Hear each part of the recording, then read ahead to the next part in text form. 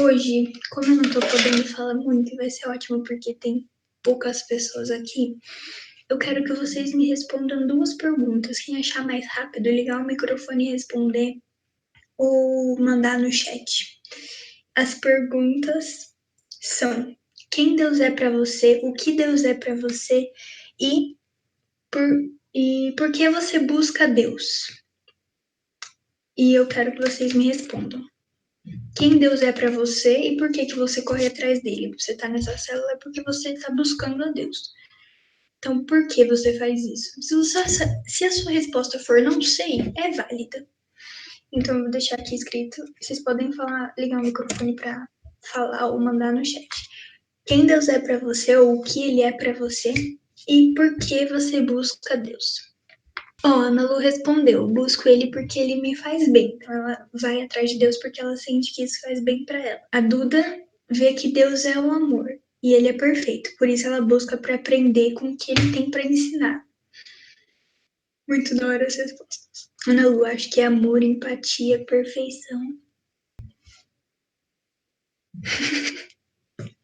A Maju fez a resposta muito parecida com a minha. A Maju disse que ele é o criador do mundo inteiro e pra mim é o amor. É amor, busco porque só assim eu tenho forças pra melhorar. Eu busco ele porque ele é maravilhoso e eu não consigo viver sem. Então, Ana Lu disse que busca porque ele faz bem, porque ele. Porque a Duda aprende com ele, a Maju, porque só assim pra ela ter forças pra se tornar alguém melhor. O Du falou. Porque ele é tão bom que ele não quer viver sem. E a Isa é a mesma coisa, porque ela não consegue viver sem. E ele é o criador do mundo, ele é o amor, ele é perfeito. E todas essas respostas são certíssimas, baseadas na Bíblia. E tudo se encaixa dentro de quem Deus é. E a minha resposta foi, não que a minha resposta seja certa, tá? Depois eu vou ler aqui pra gente ver o que é o certo. Mas a minha resposta foi, ele é o quê? Criador de tudo e meu pai. E porque eu busco ele, porque eu preciso dele, porque eu dependo dele. Foi uma resposta bem parecida com a de vocês. E agora eu vou ler o que Jesus disse numa parábola sobre quem Deus é e como e por que a gente busca ele. Uma parábola que vai explicar muito bem pra gente. É claro que é uma parábola, e a parábola de Jesus ele jogava uma historinha no ar e a gente tinha que entender. E é a parábola do filho perdido. Ela é bem curtinha, então eu vou ler para vocês. Ela é bem legal. E ela diz assim: Jesus contando, tá? As palavras de Jesus. Um homem tinha 2 filhos. O mais novo disse ao seu pai: Pai, eu quero a minha parte da herança. E assim ele repartiu a sua propriedade entre eles. Não muito tempo depois, o filho mais novo reuniu tudo o que tinha e foi para uma região distante, e lá desperdiçou os seus bens, vivendo irresponsavelmente.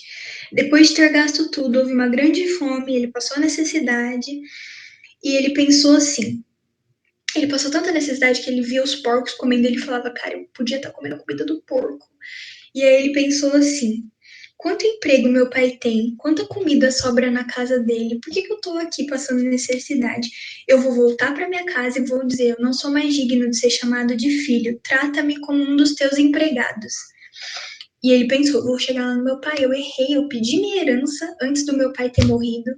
Eu fugi de casa, eu gastei tudo, mas eu tô passando fome, eu sei que na casa do meu pai tem tudo o que eu preciso. Então eu vou lá e vou falar, pai, eu não sou mais digno de ser chamado de filho, mas pelo menos me trata como um servo, porque os seus servos pelo menos têm comida e onde dormir. E aqui diz assim que o filho estava chegando, o pai viu de longe e, cheio de compaixão, correu para o seu filho, o abraçou e o beijou. O filho disse, pai, pequei contra o céu e contra ti, não sou mais digno de ser chamado de filho. Aquela historinha que ele já tinha pensado que ele ia falar, programado. E o pai respondeu para os seus servos, tragam a melhor roupa, vistam nele, coloquem um anel em seu dedo e calcem os pés, tragam um novilho gordo e matem. Vamos fazer uma festa e alegrar-nos, pois esse meu filho estava morto e voltou à vida. Estava perdido e foi achado. E começaram a festejar o seu regresso, a sua volta. E o que eu estou dizendo, o que Jesus está querendo dizer nessa parábola? Às vezes, e geralmente, a gente é esse tipo de filho. A gente pega e a gente. Por que eu tô falando isso? Porque a Bíblia nos diz que Deus é o nosso Pai. Além de Criador, Ele é Pai. E que a gente precisa dele exatamente por isso, porque Ele é o nosso Pai. E presta atenção nessa diferença, eu já vou chegar na parábola. Criatura é qualquer coisa que você cria. Então, por exemplo, eu sou humano, eu consigo criar um quadro bem bonito, mas aquilo não é um filho. Quando eu tenho um filho, ele é um ser humano, porque eu gero alguém parecido comigo.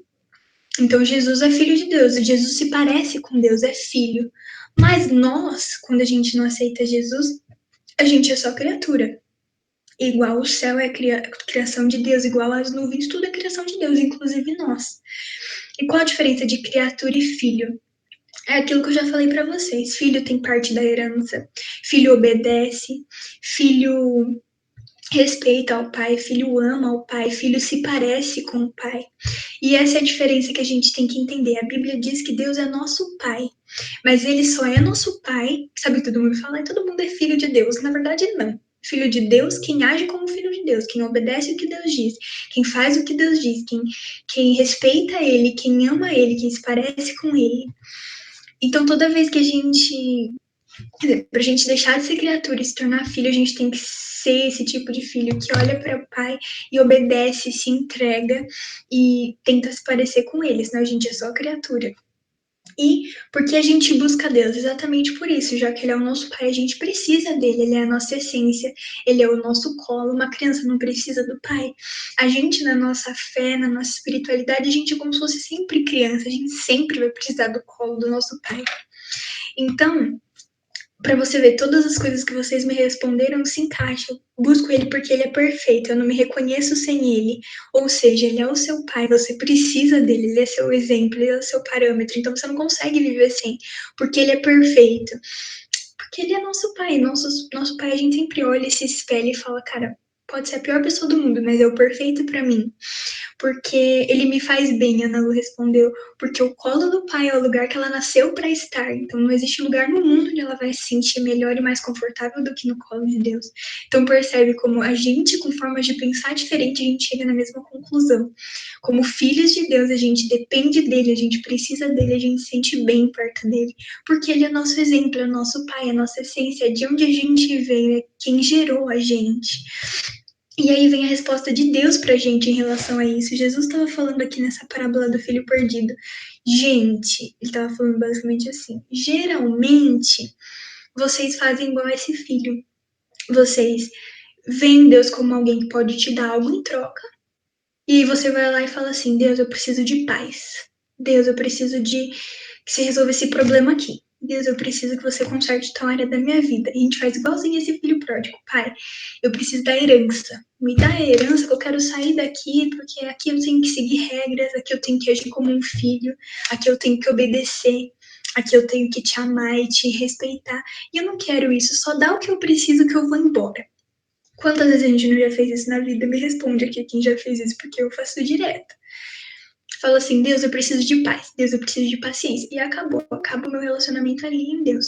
É como se fosse um amuleto, você pede o que você quer e vai embora. E aí Jesus disse, esse filho fez exatamente isso. Só que aquilo que ele pediu foi acabando. E foi acabando o dinheiro, foi acabando a herança, e ele foi vendo que no lugar onde ele estava, ele não tinha comida, ele não tinha amor, ele não tinha nada que ele precisava. E ele falou, qual é a ideia brilhante que eu tive? Vou voltar para o meu pai. Mas eu já usei Deus, eu já usei meu pai demais. Eu pedi a herança antes dele ter morrido e fui embora. Então eu vou chegar lá de cabecinha baixa, falando assim: me trata como a pior pessoa do mundo, me trata como servo. Eu vou nem precisar me chamar de filho, eu fico lá com o servo, eu como o resto da comida só para eu ter o que comer, o que dormir. Onde dormir, porque isso é melhor do que viver o que eu tô vivendo. Essa falsa liberdade que eu quis para mim, longe de você, não me fez bem. E ele decide voltar. E a gente faz muito isso também. A gente percebe que tudo acabou e que a gente precisa de Deus e a gente volta, mas a gente volta tipo, meu Deus, ele não vai me aceitar de volta, porque eu usei ele para resolver um problema, rapei, e agora que eu tô com um problema de novo, eu tô voltando. É bem assim, né? Você fala assim, quando dá um problema, você fala, nossa, vou orar. Aí você pensa, nossa, eu não oro faz 5 meses. A última vez foi porque eu tive um problema. Então, que cara que eu vou falar com Deus agora? E era essa sensação que o filho tava. Só que, para surpresa dele, quando ele chegou, o pai já estava praticamente esperando na porta. E ele chegou e falou aquele discursinho pronto: pai, eu não mereço, eu sou um lixo, eu não tenho como eu ver. Me trata como a pior pessoa do mundo. E o pai falou assim: gente, prepara uma festa, coloca uma roupa linda nele, coloca um sapato novo nele e vamos celebrar, porque o meu filho estava morto, ele estava longe de mim e ele voltou. Ele não falou, mas você fez isso, mas você não apontou o dedo, ele aceitou o filho de volta com tanta alegria que ele mandou fazer uma festa. E mandou fazer uma festa com tudo que tinha para comemorar a volta daquele filho. E eu te pergunto agora, o que que tinha lá fora que o filho não encontrou e que só tinha na casa do pai? Porque ele foi achando, vou ter liberdade, vou ter dinheiro, vou ter minha vida, eu faço as minhas escolhas, eu não preciso amar, respeitar, obedecer ninguém. Então, só vantagens. Mas tinha uma coisa que não tinha lá fora, que tinha na casa do pai. O que é essa coisa? Que lá fora ele não encontrava, mas que dentro da casa do pai ele tinha. Aquilo que não tinha lá fora e só tinha na casa do pai era o pai. E é isso que eu quero que você entenda nessa noite. Você pode pegar a paz que Deus te dá, pode pegar a transformação que Deus te dá, pode pegar o dinheiro que Deus te dá, pode pegar tudo que Ele tem para te dar. E Ele tem muitas coisas maravilhosas para te dar. Mas se você pegar tudo isso e sair para viver sua vida longe dele, você não vai ser feliz para sempre. Vai ter um momento em que as coisas vão desmoronar, porque existe uma coisa que não tem em outro lugar a não ser em Deus. E essa coisa é Deus. Esse menino, ele tinha tudo, tinha dinheiro, liberdade, ele não precisava prestar conta para ninguém, mas ele não tinha o colo do pai. E tudo que ele precisava era do colo do pai. Porque o pai provia tudo que ele precisava todo dia, igual eu falei na semana passada, a gente não ora. Pai nosso que estás no céu, pão nosso de cada dia nos dai hoje. A gente tá falando, pai, eu confio que você vai me dar o pão de hoje. O que eu preciso para viver hoje, você vai me dar. E o que eu preciso para viver amanhã, eu vou continuar aqui porque eu sou seu filho e amanhã você vai me prover de novo. Então, o que faltava lá fora, que ele não encontrou e que ele só encontrava dentro de casa, era o pai. E o pai sempre tá ali para prover amor, carinho, casa, comida e o que for necessário. Então, o que eu quero dizer hoje nessa célula é exatamente isso. Se você começar a ver Deus como um amuleto, como algo para buscar paz interior, esperança, é mais fácil você sentar numa praça, na frente de uma árvore e ficar olhando o céu. Isso vai te trazer paz temporária. Isso vai te trazer, tudo vai te trazer algo temporário. Mas você tem que entender que Deus não é só seu amuleto, não é só onde você busca refúgio, ele é o seu pai. E se você quer ser feliz, você tem que ficar o tempo todo na casa do pai, no colo do pai, estando perto do pai, porque cada dia ele vai te prover aquilo que você precisa. Todo dia você vai chegar para ele, vou dar o exemplo da Maju. Pai, hoje eu tô precisando de você. Tá bom, Maju, tá aqui, ó. Sua comida, sua paciência, sua paz, sua força para hoje. Pai, mas por que você não dá a minha herança da vida inteira? Porque quem pega a herança é porque o pai morreu. E se o pai morreu, a gente não tem mais o pai. E Deus está te falando, eu continuo aqui. Então não vou te dar a tua herança para você ir embora. Eu vou te dar o de hoje. Amanhã eu vou estar aqui para te dar o de amanhã. Então a gente tem que começar a ver Deus como um pai. Porque eu falei, tem coisas difíceis de estar na casa do pai? Sim, a gente tem que se submeter a ele. Tem coisa que a gente tem que abrir mão, tem coisa que a gente tem que mudar, tem coisa que a gente tem que obedecer. Não é filho quem não obedece, filho é quem obedece. Filho é quem ama, filho é quem respeita. Filho é quem trata como pai. É fácil tudo isso? Todo mundo aqui sabe que não. Mas é o melhor pra gente, é onde a gente tem proteção, cuidado, carinho. E a gente sempre vai precisar disso, que nem eu disse, espiritualmente a gente é sempre uma criança dependente desse colo. Então, é basicamente essa lição que eu queria te passar. Deus te exige coisas? Exige. Ele exige que você esteja constantemente com ele? Exige. Ele exige que você renuncie a algumas coisas? Sim. Que você seja obediente? Sim. Que você o respeite? Sim. Que você faça a vontade dele, que muitas vezes não é a sua? Sim. Mas porque é a casa dele, é o colo dele, é onde você precisa estar.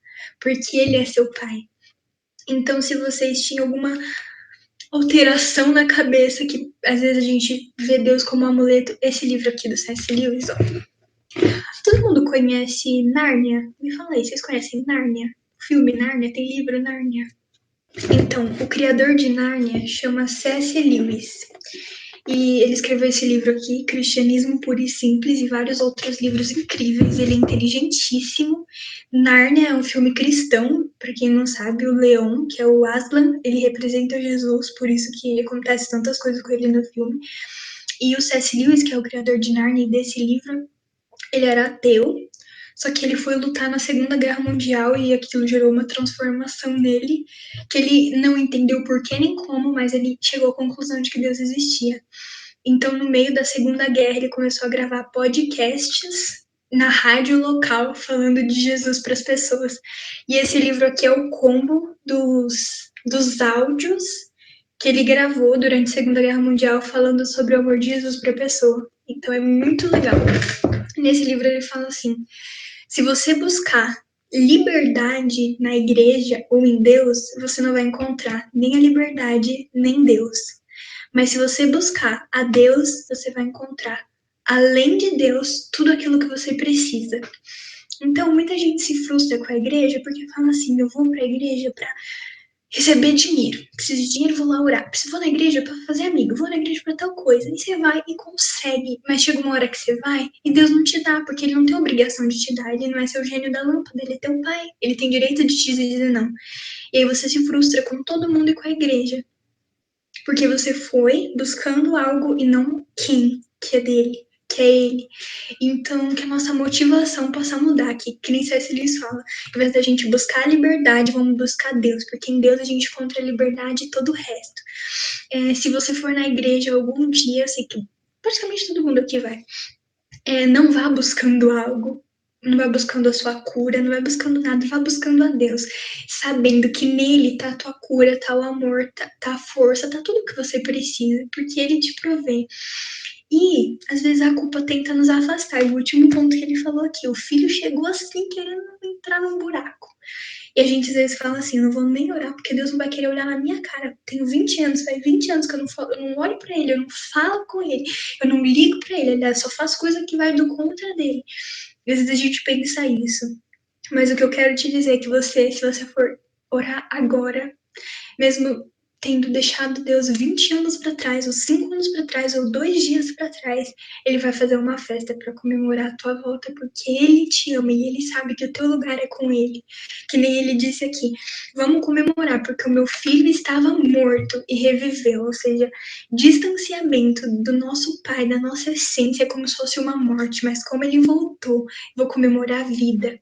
Então, que nada te impeça de chegar ao Senhor. Às vezes você fala, eu sou tão ruim. Tem dias que eu falo, eu sou tão ruim que dá até vergonha de falar com Deus. Mas eu já vou falando, Deus, eu sei que eu sou horrível, mas eu preciso de você, porque você é o meu pai. E eu entendo isso, então eu tô aqui no seu colo, mesmo que você queira me matar, tudo bem, eu tô aqui. Me usa como servo, qualquer coisa. Eu uso a estratégia do menino pródigo. Pode me usar como servo se for preciso, mas eu tô aqui e Deus com certeza vai falar no seu coração através de alguém. Eu não quero que você seja um servo, eu quero que você seja filho, porque eu não quero só que você me sirva, mas eu quero que você tenha parte da minha herança, a herança que Deus tem para você. Não é nada mais, nada menos do que uma casinha no céu, sabe? Eu acho que tudo é perfeito na Bíblia. Jesus era filho de carpinteiro. Carpinteiro constrói casa. E todo mundo ficava tipo, nossa, filho de carpinteiro. E aí, quando Jesus morreu na cruz, ressuscitou e estava voltando para o céu, os discípulos estavam tipo, não vai, calma, eu vou para o céu porque eu vou construir moradas para vocês. Aí todo mundo, por isso que você era filho de carpinteiro. Você é aquele que constrói moradas no céu pra gente. Então tudo faz sentido. Ele foi humilhado por ser o carpinteiro, mas graças a Deus que ele é o carpinteiro, porque hoje ele constrói casas pra gente. Essa é a nossa herança. Então, era isso que eu queria dizer. Entenda o quão profundo é o amor do Senhor por você. Ele não quer você como servo, ele não quer você longe, ele quer você como filho. E, querendo ou não, ele quer o melhor para você. Talvez você não vai entender, talvez não, mas é o melhor.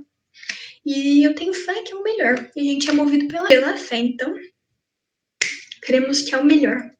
Vocês entenderam o que eu tô falando? Vocês estão entendendo o que eu tô querendo dizer? Aliás, C.S. Lewis, recomendo muito. Esse livro aqui é muito, muito legal, porque ele é um recém-convertido quando ele tá fazendo esses podcasts na rádio. Então tem capítulo que ele fala, cara, eu não sei muito bem como dizer sobre isso, vou falar a minha opinião, mas se você não quiser saber a minha opinião, pula esse capítulo, vai pro próximo. Que era como ele falava na rádio, sabe? Tipo, ó, se você não quer saber sobre isso, porque eu também não sei muito, você não ouve, depois você ouve. Então, recomendo Cristianismo Puro e Simples. E, bom, dito isso, lembra que eu falei, aliás, eu falei para todo mundo aqui ler a Bíblia e orar, né? Mas eu não sei quem fez isso. Todo mundo aqui conseguiu essa semana ler a Bíblia e orar todo dia? Pode me falar que não, que eu sei. Eu falei que podia ser qualquer coisinha, né? Tipo, um bom dia, Jesus, que isso já é uma oração e um versículo da Bíblia. Vai me falando aí quem conseguiu, quem não conseguiu, que nós tá aqui para confessar os pecados mesmo. Mas para incentivar vocês, aquilo que eu falei semana passada de a gente precisa meditar na palavra, e meditar significa engolir. Acho que a Duda não tava, então vou repetir. Eu falei que não adianta nada a gente pegar uma maçã e olhar para ela e falar, ai, que linda, vou deixar aqui. Aquilo não vai nos ajudar de nada. Mas se a gente corta a maçã e come, ela nos nutre. E é assim com a palavra de Deus. Se a gente olha e fala, legal, eu vou postar no Facebook, acabou, não vai fazer diferença na nossa vida. Mas se a gente olha e medita e pensa nela e entende o que aquilo está tentando dizer pra gente, aquilo nos nutre, nos molda e ensina a gente, igual a Duda falou, que fica com Deus porque ele ensina. Ler é o mais difícil, né? Tem muito pastor que zoa, diz que no começo de ler a Bíblia dá sono, aí dá dor de barriga, dá ânsia, dá tudo, você desmaia. Mas a gente consegue no final. Então, para incentivar vocês nesse negócio de meditar na palavra, eu vou deixar um versículo para vocês lerem durante a semana e pensar nele. Pensa nele. Lê e pensa. Nem que você esteja brisando lá, fala que eu tenho que pensar mesmo naquele versículo. O que será que ele quer dizer para mim? Eu vou deixar esse versículo para vocês lerem e meditarem. Nossa, minha cara foi lá para cima, peraí. Durante essa semana. Então, quando você quiser ler, mas estiver sem saco para ler, você vai nesse versículo que é fácil, que é simples, e ele. Vou te ensinar como é que fala capítulo e versículo na Bíblia. É assim: fala assim, abra em tal coisa. Tal coisa é o livro. Então, abra em Gênesis, Êxodo, Levíticos. Então, ele vai. Primeiro a gente fala o livro. Abra no livro de Hebreus, que eu tô te falando. Aí, como todo livro tem capítulos, Hebreus também tem capítulo. Então, Hebreus, capítulo 12. Aí você vai em Hebreus, capítulo 12, só que é tão grande que eles separaram em versículos, que são pequenos versos. E versículo 5 e 6. Então, versículo é aquele númerozinho que tá embaixo. Então, livro, capítulo e versículo. É assim que a gente se acha pela Bíblia, porque é muito grande, senão a gente não quer se achar. E eu vou ler aqui com vocês, mas eu não vou falar nada. Tem muito a ver com o que a gente falou hoje. E semana que vem, quem quiser falar o que achou, eu queria muito ouvir, mas para vocês meditarem sobre isso. A Bíblia é assim, às vezes você vai ler um trecho e não vai entender. Então, se você não estiver entendendo, você lê mais um pouquinho, para se, sabe, entrar no contexto. E aqui é um livro escrito por Paulo, que é aquele apóstolo famoso, e ele diz assim, Hebreus 12, 5 ao 6. Vocês se esqueceram da palavra de anônimo que ele dirige a vocês como filhos, e aí tem aspas, que é como se fosse Deus falando. Meus filhos, não despreze a disciplina do Senhor, nem se magoe com a sua repreensão, pois o Senhor disciplina quem ama e castiga todo aquele a quem ele aceita como filho. Suportem as dificuldades, recebendo-as como a disciplina. Deus os trata como filhos. Ora, qual filho que não é disciplinado pelo pai? Se vocês não são disciplinados, e a disciplina é para todos os filhos, então vocês não são filhos legítimos, mas sim ilegítimos. E esse versículo às vezes me faz entrar numa confusão que eu falo assim, Deus, me castiga, porque se você não me castigar não, mas tipo, castigar é osso, né, Steph? Deus me corrige, porque se você não me corrigir, significa que eu não sou sua filha mesmo. E aí eu falo para Deus chamar minha atenção. Toda vez que você estiver fazendo alguma coisa errada, você quebrar a tua cara, é porque Jesus te ama e tá te corrigindo. Então ele corrige a gente. Se a gente vai fazer alguma coisa, Deus fala, não. E ele só corrige a quem ama. Então meditem nesse versículo e meditar e pensa no que Deus está querendo te dizer com isso. Pensa como isso se aplica na sua vida. Sabe, se aprofunde nisso. Então, eu já estou até facilitando as coisas para você. Dei um versículo para você meditar e pensar sobre isso. E lembra que respondendo as perguntas, o que Deus é para você? Ele é o nosso Pai amado e querido, que a gente tem colo e descanso e tudo que a gente precisa nele. Vem o combo, é o Pai perfeito. Igual a Ana Lu e todo mundo falou. E por que a gente busca? Porque a gente nasceu para buscar. A criatura nasceu para o Criador, o filho nasceu para estar perto do Pai. Por isso que a gente se sente bem perto dele, por isso que a gente anseia por ele. Se você quiser reler a parábola do filho pródigo, está em Lucas. Em Lucas alguma coisa, porque eu também não sou bidu para saber. Tô brincando. Tá em Lucas 15, se você quiser reler, tá bom? Mas eu mando direitinho no grupo. Bom, vamos lá. Não fica aí me olhando com cara de tonta aqui orando, tá? Também fecha os seus olhos e ora comigo. E diz pra Deus que você quer entender essa paternidade.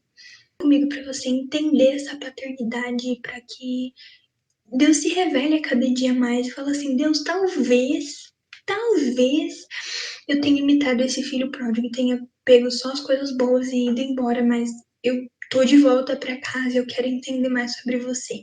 Fala para ele que você deseja, que você não sabe de nada, que você não entende nada, mas que você precisa. Junto comigo, tá bom? E já. Amém, Jesus. Senhor, eu tô aqui, eu tô muito feliz por a gente estar na tua presença e pelo teu amor por nós.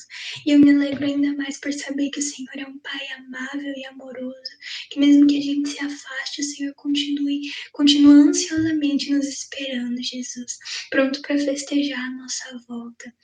Eu te peço, Jesus, por favor, que a sua paternidade se derrame sobre nós, sobre cada um que está aqui, sobre a Lourdes, sobre a Maju, sobre a Duda, sobre a Isa, a Ana Lu, Jesus, a Gi, todo mundo. Que a sua paternidade nos encha, nos transborde, que nós sejamos cheios da tua presença. Nós sabemos que tu és o nosso Pai, que tudo que a gente precisa, a gente só encontra em ti, e que a gente precisa de ti. Portanto, nos aceita de volta em seu colo, Jesus, que é o lugar de amor e paz, onde a gente quer morar e quer ficar para toda a nossa vida. Nós te entregamos tudo e te entregamos o nosso coração. Em nome de Jesus. Amém.